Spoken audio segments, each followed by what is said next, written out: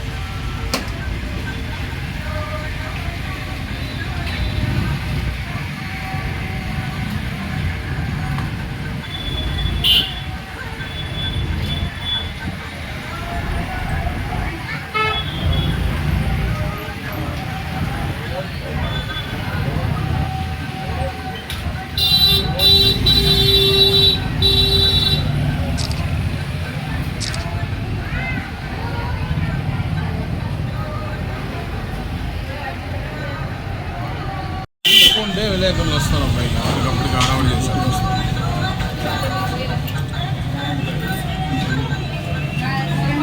Vote మాకు పెట్టానని చెప్పాడు నాకు మీకు ఆయన చెప్తాను గంట ముందు ఏమో నేను పొద్దున అడిగితే చెప్పినానని చెప్పి పోటీ చెప్పినావా చెప్పినట్టు కదా మీ మామ అటుంటుంది ఏ మాటలు అటుంటాయి మాటలు ఎందుకు అక్కడ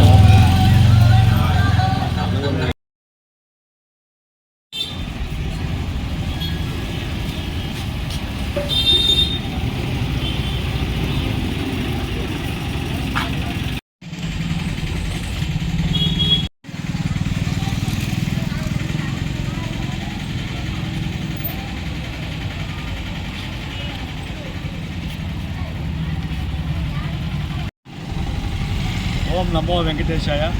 నా పేరు రుద్రకోటి సదాశివం. ఆంధ్రప్రదేశ్ నాయి బ్రాహ్మణ welfare and development corporation chairman. ఈరోజు వెంకటగిరికి రావడం జరిగింది.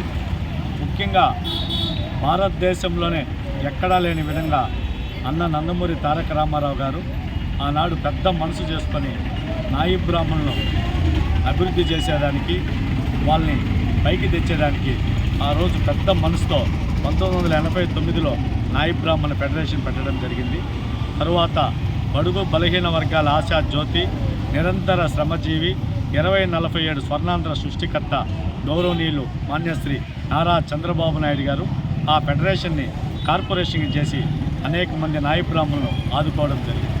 ఇప్పుడు ఎన్డీఏ కూటమి గౌరవ ముఖ్యమంత్రి వర్యులు నారా చంద్రబాబు నాయుడు గారి ఆధ్వర్యంలో ఈ 22 నెలల పరిపాలనా కాలంలో ఏవైతే ఎలక్షన్లో మనం మేనిఫెస్టోలో మాటిచ్చామో సూపర్ సిక్స్ సూపర్ హిట్ అయింది. అన్ని వర్గాల ప్రజలకు ఈరోజు సూపర్ 6 పథకాలు చేరుతున్నాయి.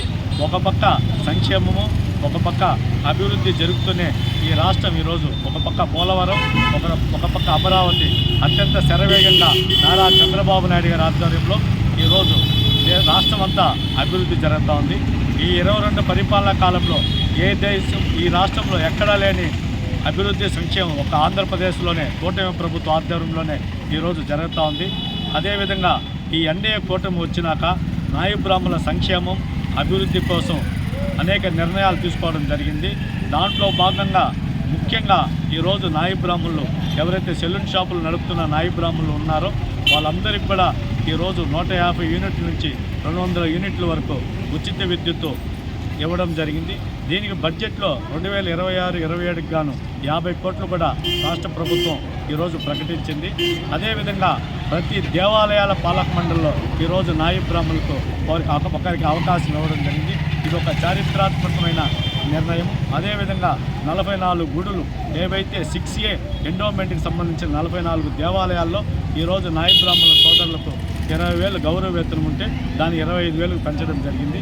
అదేవిధంగా ఒకసారి బడ్జెట్ చూసినట్టయితే బీసీలకు కూడా పోయిన బడ్జెట్లో 40,000 కోట్ల పైచీలకు పెడితే ఈసారి బడ్జెట్లో 50,000 కోట్ల పైన బడ్జెట్లో పెట్టడం జరిగింది.